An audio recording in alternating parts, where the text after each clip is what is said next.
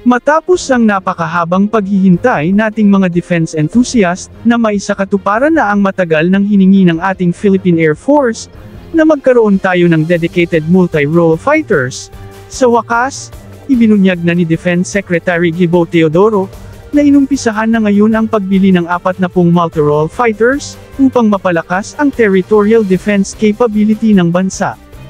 Ito ay magpapawi sa mga frustrations ng mga defense enthusiasts sa napakabagal na progress ng multi-role fighters acquisition ng Philippine Air Force, na noon pang 2018 inumpisahan, at magpaalala sa atin, na di porket walang inilabas na updates ang Department of National Defense sa kanyang mga acquisition projects, ay wala talagang pag-uusad na nagaganap sa likod ng kamera. Ayon sa kanya, ang bansa ay nangangailangan ng mas mabilis at mas mapinsala na multi-role jet fighters, maliban pa sa kanyang kasalukuyang mga South Korean FA-50s light combat aircrafts. Ngunit nakakagulat itong kanyang sinabi, na idinaan sa isang bidding ang nasabing multi-role project acquisition program. Matatandaang sa mga impormasyon na nailabas nitong mga nakaraang linggo, na itinampok natin sa isa sa ating mga video, ay sinabing nag-uusap na at isinapinal na, ang pagbili ng 40 na F-16 mula sa Lockheed Martin, at gagamitin ng Pilipinas ang pera, na pinangako ng Amerika sa kanyang foreign military financing sa Pilipinas. Ngunit medyo nakakalito ang mga sinabi ng Secretary, dahil sinabing idinaan ito sa isang bidding. Sa isang bidding, ang iba't ibang aircraft manufacturer, ay magbibigay ng kanilang best offered price, base sa specifications at number of aircrafts na nais bilhin ng Pilipinas. Nangangahulugan ba ito, na pwedeng sumali at pwedeng manalo ang ibang modelo ng fighter aircrafts, tulad ng JAS-39 Gripen ng Saab Sweden? At dahil hindi pwede gamitin, ang pera ng Amerika sa ibang weapon system, na di gawa ng Amerika, nangangahulugan ba ito na pera mismo ng Pilipinas ang gagamitin para dito? Hindi pa ito malinaw sa ngayon, ngunit umaasa tayo, na mabigyan linaw ito, sa darating na mga araw. Matatandaang nagbigay ng counter-offer ang Saab Sweden, sa napakagandang offer noon ng Lockheed Martin, sa pamamagitan ng pagmix ng Gripen E at sa natitira nilang mga Gripen CD, bilang magiging stopgap measures para sa Philippine Air Force, sa kanilang transition and training mula light combat aircraft to multi-role fighters, at ginawa pa nilang ceiling offer, ang fast delivery ng mga Gripen CD.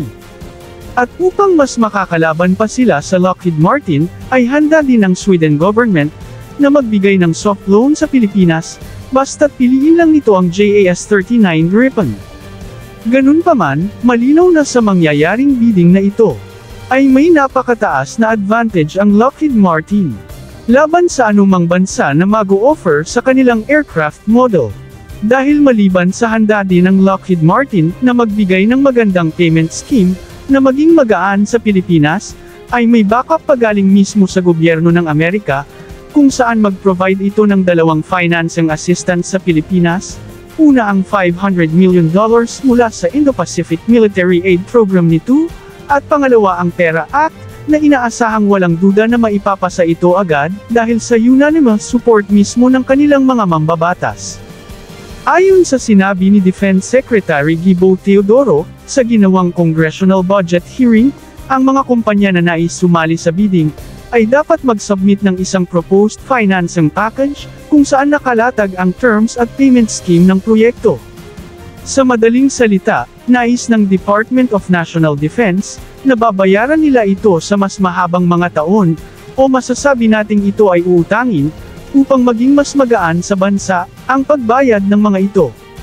Di na ito nakakagulat, dahil nauna na itong sinabi ng Defense Secretary, na dahil sa hindi kaya ng gobyerno, na ibigay lahat ng kailangang pera na kailangan ng hukbong sandatahan, kaya gagamit sila ng soft loan, o anumang payment package mula man sa mga defense company, o sa kanilang host country, sa mga defense project na kanilang gagawin.